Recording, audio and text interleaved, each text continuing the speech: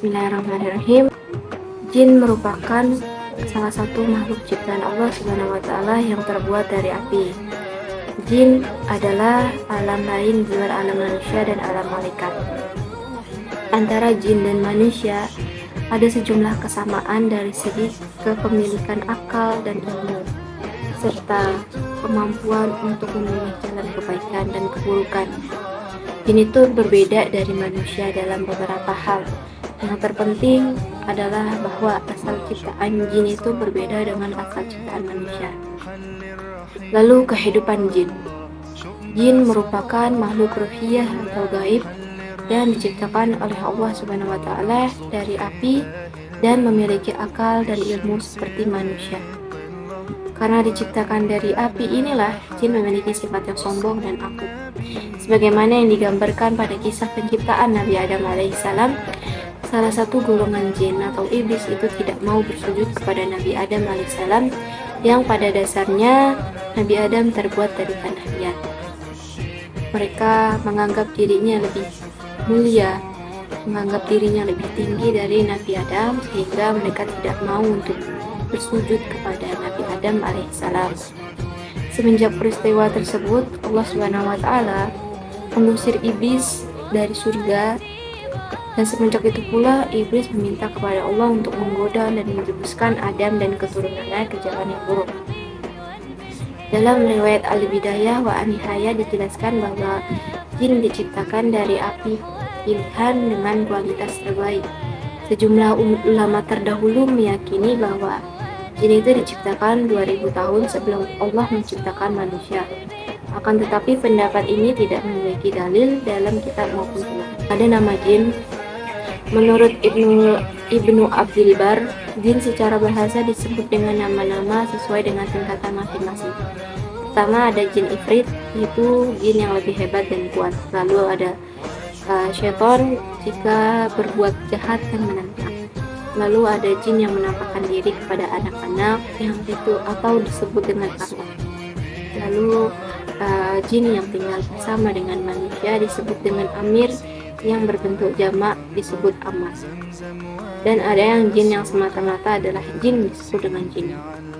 Lalu ada jenis-jenis jin. Nabi Muhammad SAW bersabda, jin memiliki 3 jenis yang berbeda-beda. Jenis yang pertama adalah jenis yang dapat terbang di udara. Lalu jenis yang kedua adalah jenis yang berdiam di suatu tempat. Dan jenis yang terakhir adalah jenis yang berpindah tempat. Hadis riwayat Tabrani, Al-Hakim dan Baihaqi dengan sanad sahihul. Pada hadis tersebut dijelaskan bahwa ada 3 jenis jin yang ada di alam semesta, yaitu ada jin yang memiliki kemampuan terbang di udara, yaitu jenis jin yang mampu berpindah tempat dengan sangat cepat karena digambarkan memiliki sayap. Nah, salah satu gambaran jin jenis ini adalah jin ifrit yang mampu memindahkan istana Ratu Balqis pada zaman Nabi Sulaiman. Lalu ada jin yang menetap. Jenis ini diungkapkan dengan jenis ular atau dan kalajengking. Dalam artian jenis ini adalah jenis yang menetap di sarangnya seperti layaknya ular dan kalajengking. Jin itu membutuhkan tempat tinggal, sama halnya seperti manusia yang memiliki rumah. Jin bisa berdiam diri di dapur, ruang tamu, kamar mandi, bahkan masjid ataupun musola. Lalu ada jin yang nomaden, atau jenis jin ini yang selalu berpindah-pindah tempat, dan jenis jin ini terus mencari lokasi yang sekiranya cocok sampai dan terus berpindah sesuai keinginan jin. Golongan ini memiliki tipe pengembara dan dapat hidup ratusan bahkan ribuan tahun lamanya. Lalu ada agama jin. Sama halnya dengan manusia kita, jin itu memiliki agama juga, karena jin merupakan makhluk ciptaan Allah Subhanahu wa Ta'ala dan diharuskan menyembah dan beribadah kepadanya, yang artinya, hai golongan jin dan manusia, bukankah sudah datang kepadamu rasul-rasul dari kalanganmu sendiri? Mereka menyampaikan ayat-ayatku kepadamu dan memperingatkanmu tentang pertemuan pada hari ini. Mereka menjawab, ya, kami menjadi saksi atas diri kami sendiri.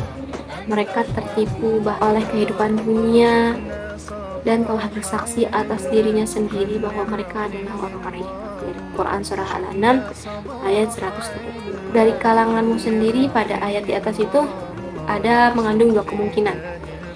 Pertama, Rasul bagi setiap golongan itu berasal dari golongan itu sendiri. Artinya Rasul untuk golongan manusia berasal dari manusia. Yang demikian pula sebaliknya. Kedua Rasul untuk kedua golongan dipercayakan kepada satu golongan saja, yaitu golongan manusia. Allah Subhanahu wa taala itu mengutus Nabi Muhammad Shallallahu alaihi wasallam sebagai rahmat untuk seluruh alam atau rahmatan lil alamin. Termasuk bagi golongan jin juga. Jadi suatu kisah meriwayatkan bahwa Rasulullah Shallallahu Alaihi Wasallam pernah mengajarkan agama Islam dan Al-Quran kepada beberapa golongan jin. Yang dikutip dari kitab suci Al-Quran, di Quran surah Jin 1-2 yang artinya katakan, wahai Muhammad, telah diwahyukan kepadaku bahwa sekumpulan jin telah mendengarkan bacaan Al-Quran, lalu mereka berkata, kami telah mendengarkan ayat-ayat Al-Quran yang menakjubkan, yang memberi petunjuk pada jalan benar, lalu kami tidak akan bersekutukan Tuhan dengan sesuatu apapun. Bismillahirrahmanirrahim. Lalu ada syaitan. Syaitan merupakan musuh terbesar umat manusia. Syaitan itu bisa masuk ke dalam hati setiap orang, baik yang mukmin maupun seorang kafir. Jadi syaitan itu terus melakukan upaya untuk membawa hasutan maupun keburukan dan kejahatan ke dalam diri manusia. Nah, dikatakan juga syaitan akan memukul dan menyerang manusia dari segala arah sehingga manusia tidak berdaya dan menjadi kufur kepada Allah SWT. Kemudian saya atau syaitan atau iblis akan mendatangi mereka manusia dari muka dan dari belakang mereka, dari kanan dan dari kiri mereka, dan engkau tidak akan mendapati banyak mereka bersyukur atau taat. Quran Surah Al-A'raf ayat 17. Allah SWT berfirman, ia iblis berkata, Tuhanku, oleh karena engkau telah memutuskan bahwa aku sesat, aku pasti akan jadikan kejahatan terlalu indah bagi mereka di bumi, dan aku akan mengirim mereka semua kecuali hamba-hambamu yang terpilih di antara mereka. Lalu dia Allah berfirman, ini adalah jalan yang lurus menuju kepadaku. Sesungguhnya kamu iblis tidak berkuasa atas hamba-hambaku kecuali mereka yang mengikutimu, yaitu orang-orang sesat. Surah Al-Hijr ayat 39-40. Jadi ada banyak cara yang dilakukan syaitan dalam menggoda, merayu, dan memutar anak Adam. Di antaranya berikut. Pertama ada tazyin atau kamuflase, menampilkan segala sesuatu seolah-olah baik. Jadi syaitan itu mengarahkan seseorang kepada dosa dan kejahatan, melainkan menyempurnakan secara bertahap. Misalnya ketika seseorang mendengar azan pada malam musim dingin dan berkata kepadanya, tetap santai di tempat tidur, kamu lelah dan mati. Lalu ada talbis, yaitu menipu. Jadi syaitan mencoba menipu pikiran manusia dengan meyakinkan dia bahwa larangan sebenarnya diperbolehkan. Misalnya ketika seseorang yang mendapatkan pinjaman berbasis bunga untuk membeli rumah ataupun apartemen, maka syaitan mengatakan padanya bahwa pinjaman itu diperbolehkan karena tidak berbuat jahat. Lalu ada yang namanya taswif, yaitu syaitan turut berupaya menghasut orang lain agar berusaha melakukan transaksi. Syaitan membuat manusia terus menunda atau bernegosiasi dengan mengatakan masa muda merupakan tahap yang terindah dan taubat bisa dilakukan di lain waktu dan kata kerja. Lalu ada tahwin. Tahwin itu meremehkan hal kecil seperti dosa kecil. Nah, syaitan ini juga mengajak manusia untuk meremehkan dosa-dosa kecil. Syaitan menyatakan bahwa orang lain lebih banyak melakukan dosa besar. Lalu ada syaitan berusaha membuat manusia tidak berada di jalan yang lurus. Nah, hal ini karena mereka harus lebih taat sedangkan orang lain akan memusuhi dan mengejeknya. Lalu ada atais, upaya lainnya yaitu membuat manusia putus asa dalam bertobat. Dia menyatakan bahwa dosa yang dimiliki seorang hamba besar sehingga sulit untuk diampuni. Lalu syaitan juga dapat hadir pada manusia dalam keadaan marah. Jika kita sedang marah, syaitan akan hadir datang dalam pikiran orang yang waras. Lalu dia menjadikan manusia tinggi angan-angan. mendorong manusia takut akan kemiskinan, kemudian dia menghasut manusia untuk dapat kaya melalui jalan yang haram. Nah, syaitan juga membuat indah keburukan manusia dan tidak toleran terhadap orang lain. Jadi dia terus membuat orang lebih fanatik dan memotivasi manusia agar memenuhi orang lain. Maka menurut Imam Al-Ghazali, untuk menjaga dan menyelamatkan diri dari langkah tipu daya syaitan, orang mukmin harus menutup semua jalan masuk atau aksesnya sehingga syaitan tak mendekati dan menguasai kita. Nah, Imam Ghazali juga menjelaskan tidak mungkin seseorang bisa menutup akses itu bila tidak mengetahui jalan masuk atau pintu-pintunya. Artinya tugas pertama yang harus dilakukan adalah mengenali pintu-pintunya lalu menutupnya rapat-rapat sehingga musuh atau syaitan tidak bisa mendekat karena kehilangan akses atas pintu-pintu tersebut. Nah, di antara pintu-pintu yang harus dikenai itu menurut Imam Al-Ghazali adalah pintu amarah dan syahwat, pintu dengki dan iri hati, pintu makan minum secara berlebihan, pintu rasa cinta dunia atau hobi dunia, pintu tergesa-gesa, dan pintu buruk sangka kepada sesama muslim. Nah, dalam pendapat lain, Imam Ghazali juga menggambarkan syaitan seperti anjing kelaparan yang selalu mendekat kalau hati kita kotor, dalam artinya banyak tampakan syaitan. Nah, di dalamnya maka ia akan terus menyerang. Nah, ia tidak akan lari hanya dengan gertakan atau dengan membaca ta'awudz atau hauqalah, tapi kalau hati bersih maka dengan hanya menyebut asma Allah ia sudah lari berdiri-diri. Nah, jadi tipu daya syaitan itu sebenarnya tidak berpengaruh bagi orang yang bertakwa, jiwa dan hatinya bersih. Firman Allah, sesungguhnya syaitan itu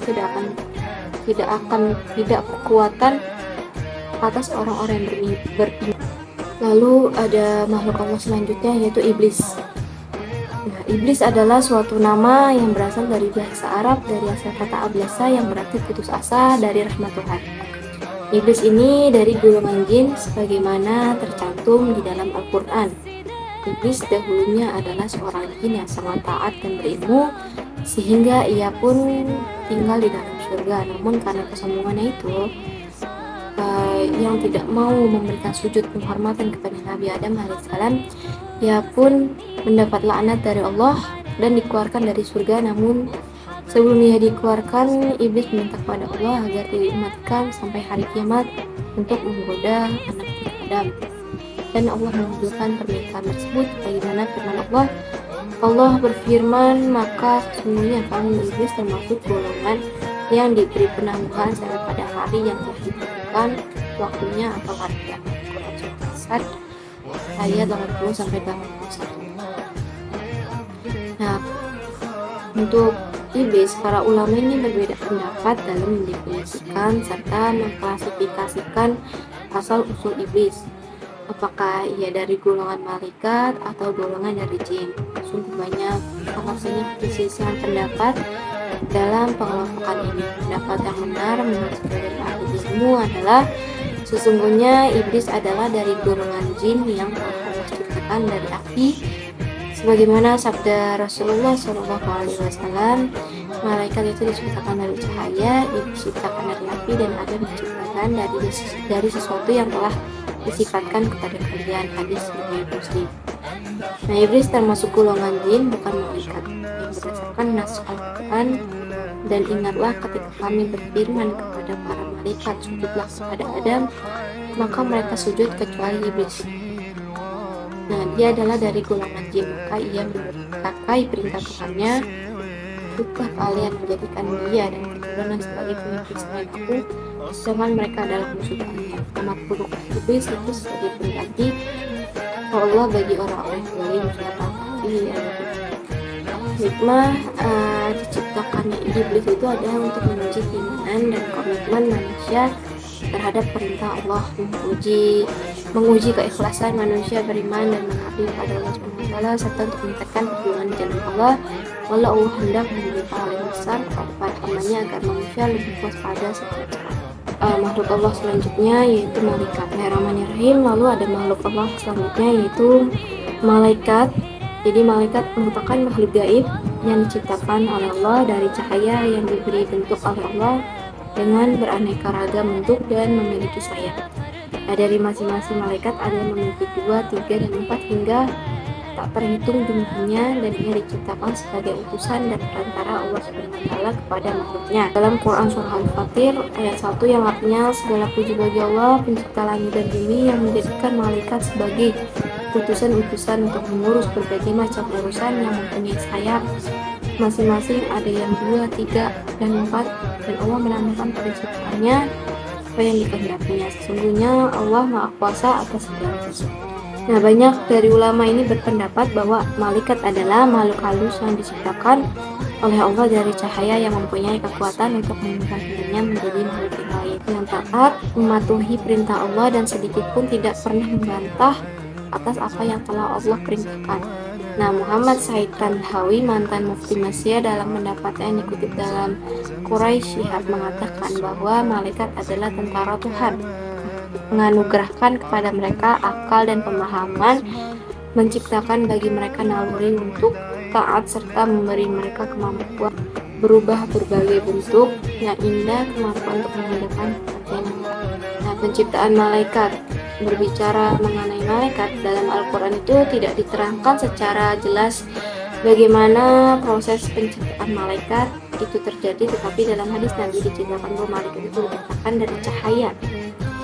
Hadis ini adalah hadis ahad yang diriwayatkan oleh Muslim dan Siti Aisyah radhiyallahu anha dari Rasulullah, yang artinya Rasulullah SAW bersabda, malaikat itu diciptakan dari cahaya, jin itu diciptakan dari api, Adam itu diciptakan sebagaimana yang telah disampaikan kepada. Nah, sedangkan Rasulullah sendiri itu tidak menjelaskan secara jelas jenis cahaya apa malaikat itu diciptakan, sehingga tidak diketahui secara jelas bagaimana dan dari jenis cahaya apa Allah menciptakan malaikat. Adapun hikmah diciptakannya malaikat bagi manusia, yang pertama itu untuk membuktikan kebenaran, kekuasaan, dan kebesaran Allah SWT.